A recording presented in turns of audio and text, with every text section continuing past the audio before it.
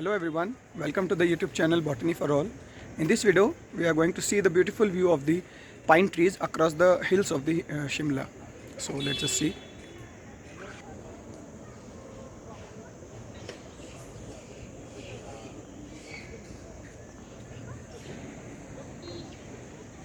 There is a huge biodiversity in the hilly areas of the Shimla, and particularly especially the pine trees, the cedars, Deodar.